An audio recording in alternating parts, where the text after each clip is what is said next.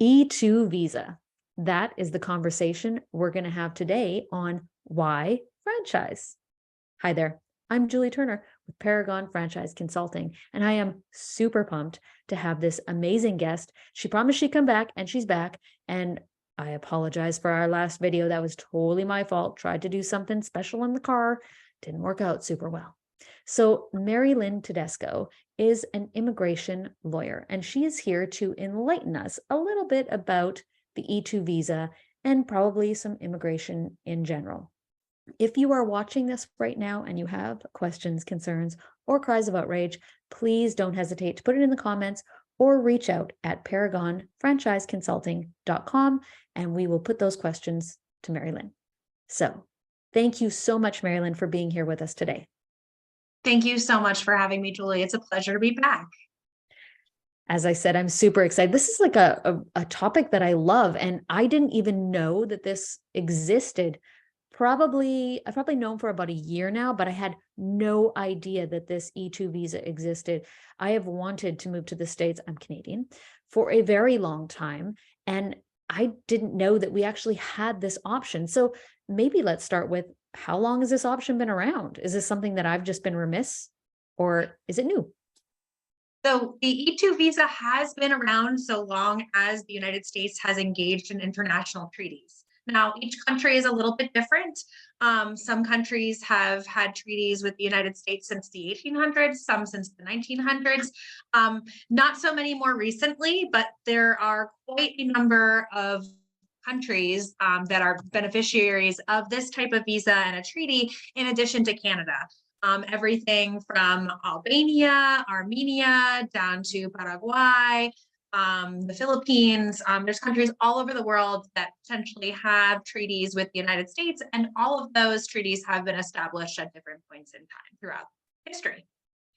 Well, then it's definitely been dated since before me. And like I said, I've only known for about a year. And thank you so much for mentioning, because I kind of, we're all a little bit self-centered. I'm Canadian, so I think of the E2 visa as a way for Canadians to move to the States, but it's also a way for Americans to move to Canada. And as you mentioned, a few countries there, many countries to move to a different country. I believe there's probably a few different parameters depending on country, length of the visa and all that kind of thing. But I always forget that this is actually available to quite a few countries. Absolutely. And it's definitely something that, depending on your country, you should definitely either reach out to a qualified immigration attorney, or the Department of State does have a complete list of all countries that have E2 visas. And so consult there. Certainly, if you're Canadian, I can confirm that the E2 visa is an option. But there are many, many other countries all over the world. So if you are from one of those other countries and are interested, do check in to see if your country might be on that list. So just in case we're starting to lose people, because, I know we're super exciting and you should stay here the whole time. But if you don't, if they want, I just want to reach out to Mary Lynn. That's all I want. How can they do that? So you can reach out to me by email or by phone or text message, or also I'm on WhatsApp. For those individuals who might be international, the phone number is 980-999-1253. That's WhatsApp and phone. And my email address is Mary Lynn, MaryLynn @tedescoimmigration.com. And I would be happy to speak with you about any particular questions that you may have. That's awesome. Thank you so very much. So why do I have Mary Lynn, immigration lawyer, on Why Franchise? I'm so glad you asked. Let me fill you in. The reason that I have Mary Lynn here is, I'll give you a little bit of backstory. When I was thinking, I would love to move to the States. How do I do this? I stumbled upon E2 visa, and I thought, wow, the easiest way to get, what I perceived anyways, the easiest way to get here was by purchasing a franchise. Can you maybe share a little bit of why that would help? Like, what is an E2 visa? What are some of the parameters, and how would a franchise be beneficial?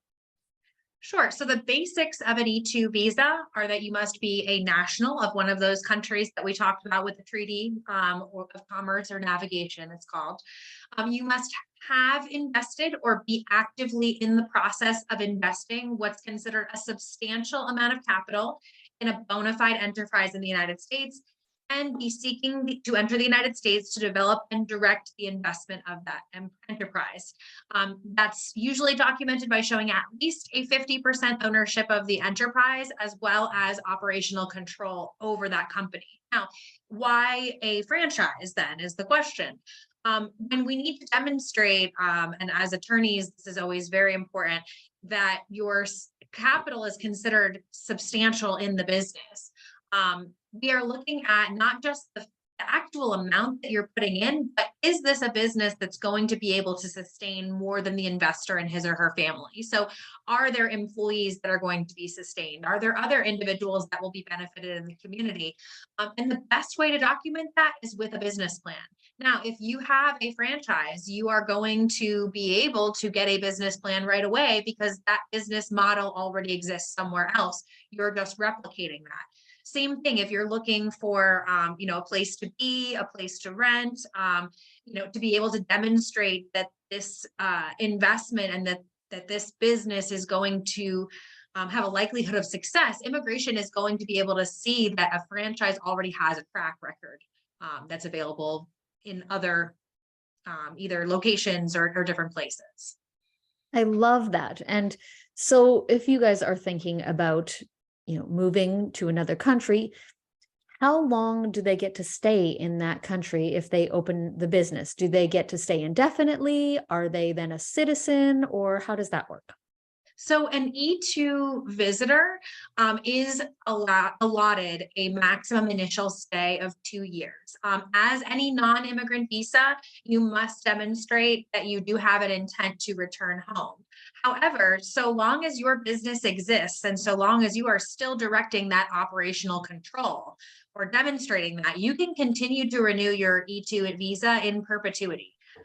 There is no limit on the number of 2-year extensions that you seek, as long as you continue to maintain an intent to return to your home country and demonstrate that the business is still in operation and you are still young. That's awesome. So is the E2 visa something, because it's been around for a lot longer than I ever dreamed it was, is it something that people tend to continue to stay on? Or do they tend to morph into a different type of visa after time? I'm sure things like getting married, or like there's probably other parameters. That's the only one that's coming up in my mind. But is it possible to shift the E2 after the 2 years into something else? Absolutely. And so the US immigration system is very complex. It's been compared only to the tax code and its complexity. And so certainly, yes, marriage would be an option if you did get married. Let's say you had a child that was born in the United States, that child turned 21, that child could sponsor you for permanent residency. But also from an employment standpoint, let's say that, you move here to the United States with your spouse. And your spouse has a wonderful education and they are offered a job and they are sponsored by a company. That company could potentially sponsor your spouse and ultimately you as a derivative for permanent residency. But there's one investment type of visa that would allow you to get permanent residency through your investment. And I have actually worked on cases where the person started out with an E2, they invested what ended up being a total of more than $1 million. And the EB-5 green card investment visa was an option for that individual. And what makes it nice is that the E2 really overlaps substantially with the EB-5. So when we're talking about where did you source your investment capital from? Did it come from a lawful source? When we talk about the business plan, this is all the same evidence that we would use for an E2 that we would also use for an EB-5. So it's definitely worth speaking with an immigration attorney again to find out what those options are. But the E2 is a great way to open up the doors and be able to get yourself physically here to be able to explore those options further. That is awesome and so exciting. I hope it's exciting to those of you that are watching right now, that there's so many options that maybe you didn't know about either. Now, we are talking about the E2 visa today, but I did want to remind you, of course, I am a franchise consultant. So my job is to help you figure out if franchise is correct for you. And if it is, which one you might fit best in, because they are not all created equal. Now, one thing I can tell you is, just like with the E2 visa, if you are trying to lease a building or do any of the other fun things that you need to do when you're starting a business, but you don't have any credentials or the business is just brand new. If it is a franchise, you have that business plan, you have that longevity of the franchise itself behind you. So it's just easier. And, why reinvent the wheel? There's a lot of franchises out there that are working, but it is not for everyone. Don't get me wrong. We will help you understand if it is for you.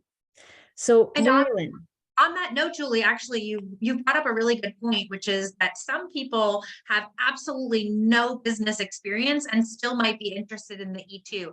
There is absolutely no immigration requirement that you be a business owner or have business experience or have any even level of education to be able to run a business. If you have the capital that came from a lawful source, you are eligible potentially to seek an E2 if you meet those other qualifications. and you know what? That's one of my favorite things about franchise anyways. My partner in Paragon, Kip, and I often talk about, you can have no education in whatever it is that you're purchasing, but you know how to run a business and you can still buy it. So for example, you might be an accountant that's like, hey, home services is amazing. They're recession proof. And I think I want to be involved in electrical or plumbing or HVAC. You can do that and never need to touch the tools.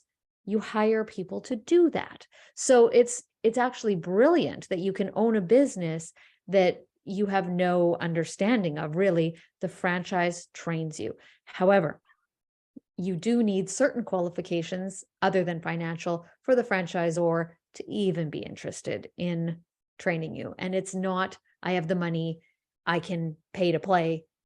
You have to have certain skills because the franchisor wants you to be successful. And if they don't think you're the right fit, they're going to tell you so. So thank you so much for all this information. I think this has been a great conversation. Again, I hope you guys enjoyed it as well. Mary Lynn, is there anything that you can think of that would be like a great tip for people that are even just dipping their toe into, do I want to move to another country? What are some things maybe they need to think about? So there's the idea that an E2 is still a non-immigrant visa. So there is certainly, some uncertainty to the idea, but do your research, have a conversation with an attorney. That's what we're here for. I personally don't charge an initial consultation fee because I think it's important to educate the community. And that's why I've always appreciated, Julie, that you've reached out to me and allowed me to share the knowledge that I do have. But if you even have an inkling that this is something you might be interested in, contact a professional that has, the experience in these types of visas, whether it's myself, hopefully it's myself, or somebody else. And we'd love to just have a conversation and figure out, is this for you?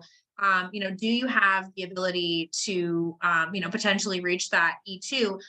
And, there's a lot of different qualifications and that have to do with the amount of capital. And so that's something that's very particular. So just as you were talking about, franchising is not for everybody. We've really got to have a conversation about where the capital is coming from. And but again, you can't know what you don't know. So definitely speak to somebody that might have those answers for you.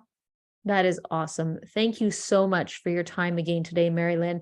You always have so much knowledge. And I just love how she's just so invested in her career that you can ask her pretty much anything within certain parameters. Let's stick to immigration. I'm sure there's a few other subjects as well, but that's not why we're here. So please reach out to her. And if you can't find the connection to reach out to Mary Lynn because you're watching this somewhere that you don't see the show notes, then reach out to me. I'm happy to pass along your information. And again, thank you so much for your knowledge and your patience today, Mary Lynn. Thank you, Julie. It was a real pleasure. I've really enjoyed our chat today.